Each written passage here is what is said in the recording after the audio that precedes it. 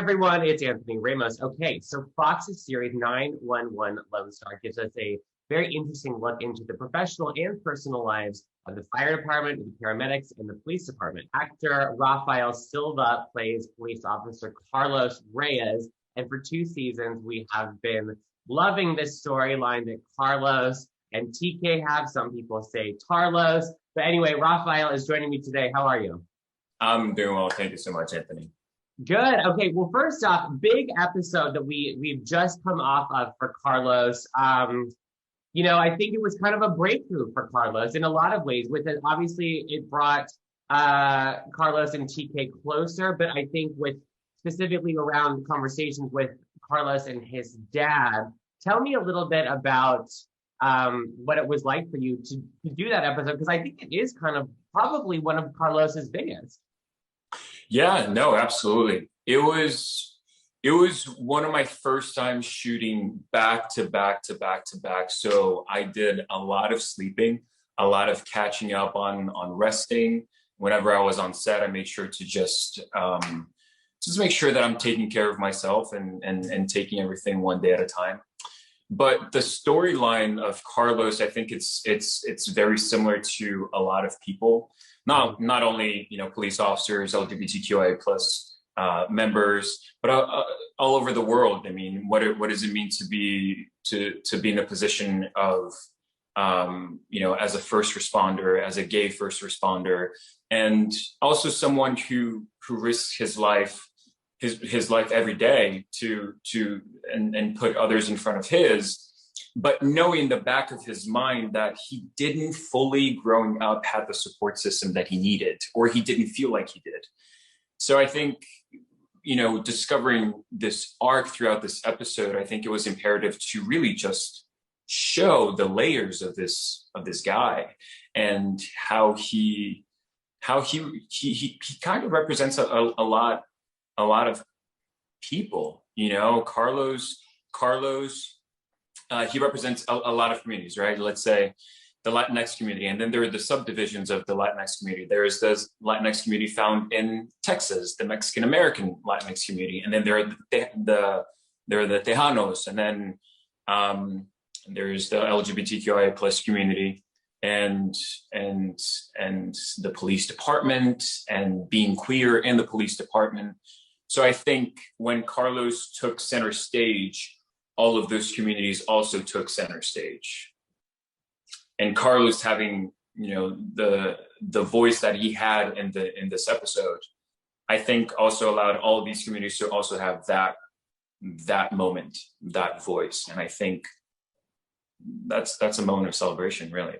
That's such a nice way of explaining that and looking at it. I love that you're, looking at this moment to kind of shed a light on all of these people that Carlos represents. I think with the conversations around Carlos and his dad, we finally got to see them speak about Carlos's identity and having a boyfriend, with it being TK. I know you can't reveal too much because the Ryan Murphy universe is very secret, but how are we going to see kind of this progression, I guess, with Carlos and, his family, and I guess, just kind of more conversations and furthering acceptance there? Anthony, it's such a tight universe in the Ryan Murphy universe that I don't know. Right. But I think that's the thing, right? And this is a conversation. I mean, you definitely have had during interviews, outside of interviews, but this storyline of, every queer character, or whenever a queer character finds love or finds affection or support, it somehow dies in the end, right? Or it's condemned in the end. And I think the storyline that we chose for 911 Lone Star of that, the very last moment when the dad, in his own way, in his own Texas Ranger way, saying, you picked a good one. I think that's a lot sweeter, and that's a lot more empowering, right? Because going back to what Carlos represents and who Carlos represents, right? At the end of the episode, you're telling all those communities as well that hey, you're good. We got you, you know, and and going the route of let's build upon this rather than, you know, at the end of the story, the boyfriend dies or the lover dies in order for the gay storyline to be legitimate or to be worthy enough of a storyline in the first place.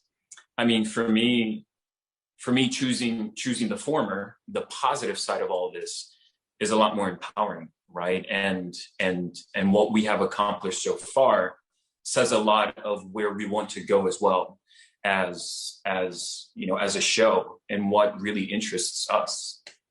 Yeah, completely. And speaking of what you just said, what Carlos represents for you as, you know, someone who is Brazilian and of the community, what does it mean to you to get to be a part of telling this storyline on, you know, on network television? Absolutely. You know, I growing up, so going to school for acting, one of the requirements was to watch television, was to watch film, and I always thought, like, you know, no, that's a waste of time. I'm not gonna watch anything. I'm just gonna go to the theater or read plays because no, that's a waste of time. It felt so uncomfortable to just sit and watch television. But what I really wasn't dissecting was that the fact that even though there were people that looked like me on television, there's something to be said when you identify with the heart of a character, with how they think, how they see the world. And I didn't really necessarily felt seen, right? And especially when you grow up in America, the Latinx community is immediately assumed to be Hispanic heritage, right? Mexican, Ecuadorian, Bolivian, Peruvian, it doesn't matter, you know, Spanish speaking countries. But it turns out that Brazil is also part of the Latinx community. And so in my point of view, navigating through media in America, for me, there was some process of accepting myself as Latinx as well. You know, even though in South America there's this distinction in languages, so for me it's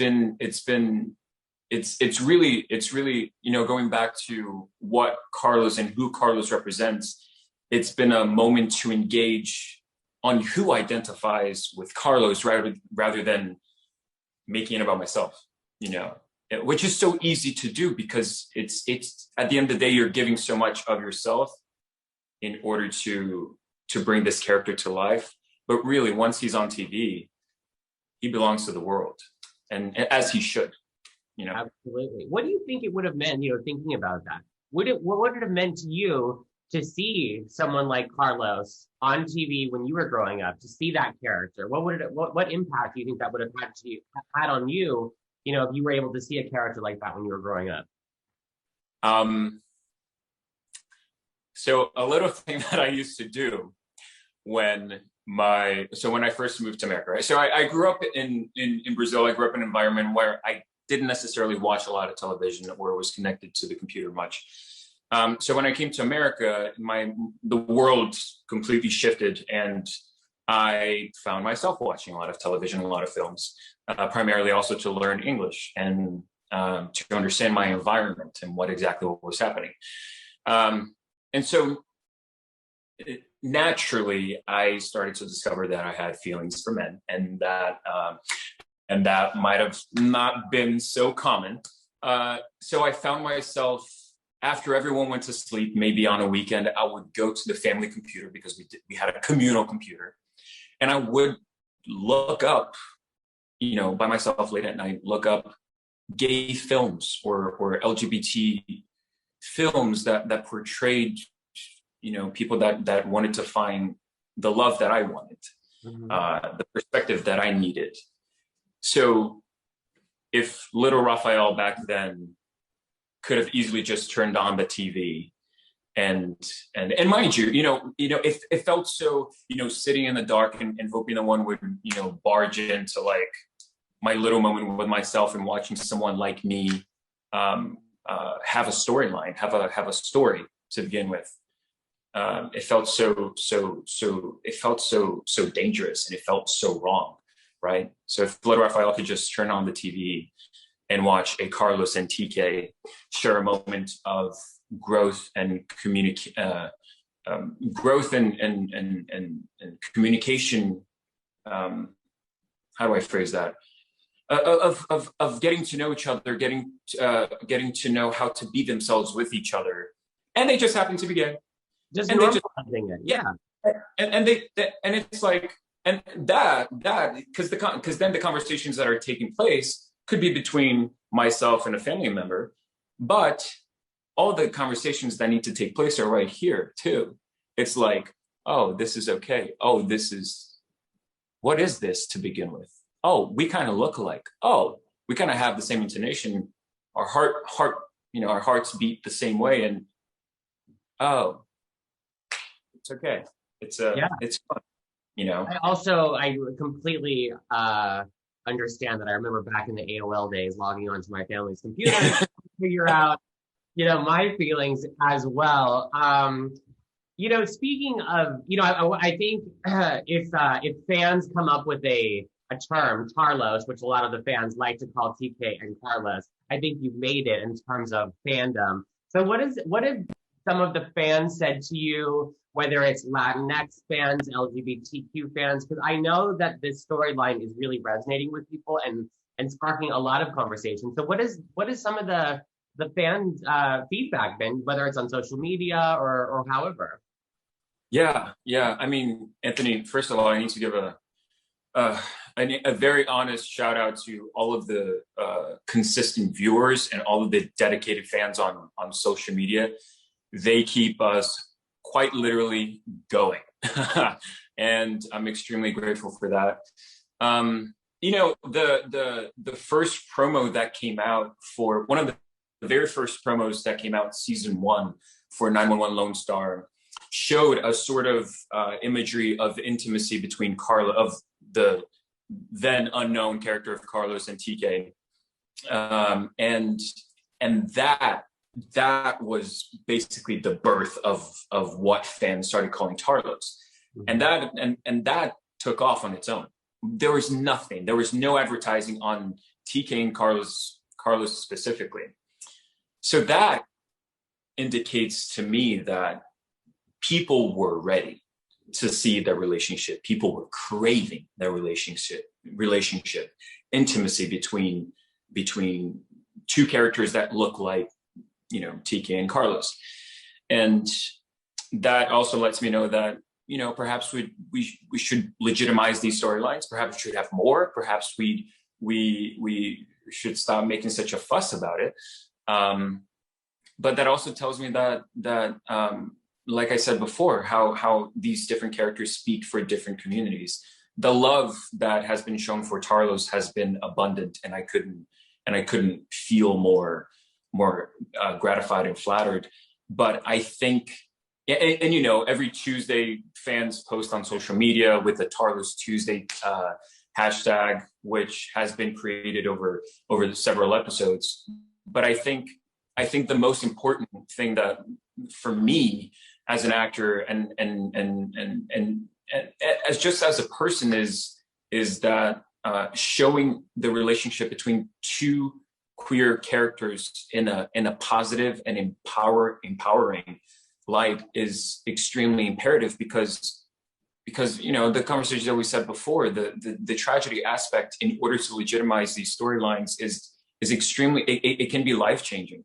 What you are telling these kids, or anyone really, when they watch a storyline of characters who really fight to be themselves, but in the end, one of them must suffer in order for their storylines to be legitimized. What you're telling these people is that, hey, no matter how hard you try, no matter how smart you are, how competent you are at simply being a good person and simply being good, you won't succeed. I'm sorry. That doesn't work. One of you must go in order for you to stay. In order for you to have a space here, one of you must go. And what you're also telling is that parents that may not be, or simply family members, or want to be allies that are not necessarily exposed to the LGBTQIA plus community.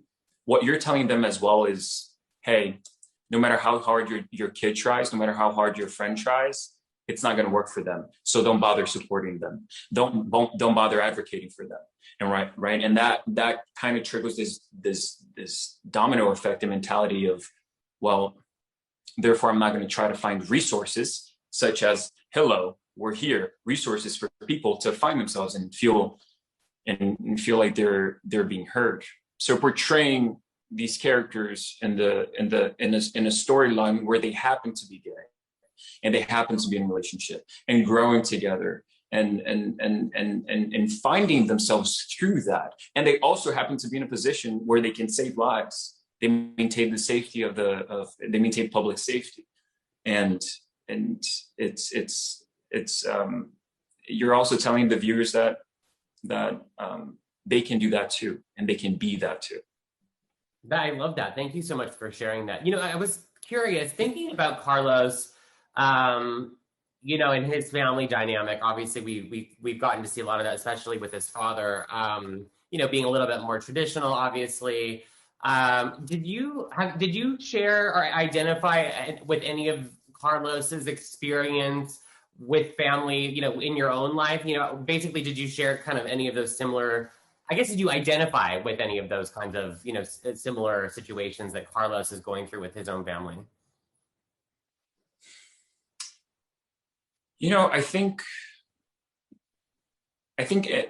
anyone and everyone in the LGBTQIA plus community, in the LGBTQIA plus Latinx community, at a certain point can identify to what we have seen Carlos go through, right? It's as we have seen from episode 4, that Carlos discloses to TK that, I came out to my parents, but then that was never ever talked about again. We love you. It was a cold "I love you," and we love you for who you are, as long as you don't talk about you in front of us, right? So there is that layer, and then there's the layer of the father not really supporting Carlos being a police officer because he thought he was too soft. Does the soft mean being gay? Does the soft mean being gay not strong enough to be a police officer, because gay man, queer people can't be police officers or first responders? So I think in a way we have all felt some sort of discomfort in our own household with our own family, questioning the legitimacy of our presence, questioning our own paths. Personally, I have been extremely fortunate to have extremely loving parents and supportive parents, which I know is not everyone's storyline, everyone's background. And I have been, like I said, I've been extremely fortunate. So taking my experience, right, taking my experience of love and support and what that feels like and how that really completes my whole being, knowing that at home I feel whole, taking that knowledge and trying to project that onto, in any way possible, via social media or in person with people that may not feel that way, may not encounter themselves in that situation, for me is imperative, because then you're also you're taking your own experiences and just making about other people, acts of service, right? Especially for those who need it. And I think that's really important anywhere, really, and especially with the LGBTQIA plus community. Thank you so much for sharing that. Thinking about the show, it being on Fox, primetime network television, there's such an opportunity for people to see this and to see Carlos. What do you hope, I guess, specifically within the Latinx community? What conversations, or what do you want people that see this storyline, what do you want them to take away? What do you want them to, what conversations do you want them to have after they see Carlos? I've received so many messages from so many people throughout the world that for me to think about specifically what conversations in the Latinx community I would like to happen is so hard, because I've had people from Australia, Sweden, Brazil, Argentina, LA, all over the world that gravitate towards this character that also happens to be in the Latinx community, right? So I guess for me is that, Carlos' storyline and Carlos' heart, his heart belongs to whoever identifies with him, belongs to everyone who might aspire to hold that position of power, of command, but also having a heart and also having integrity and kindness. I feel that, there are so many dichotomies, right? It's this image of a Latinx man and what that has been portrayed in the media, right? Strong, maybe a little bit brute, and also somewhat sexualized.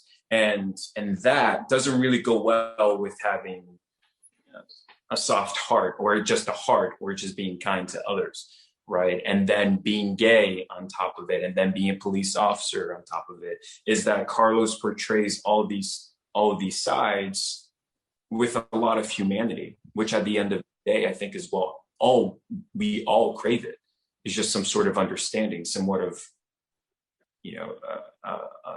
acceptance. And I think Carlos Reyes delivers that in his own specific way that people can identify with. People can identify.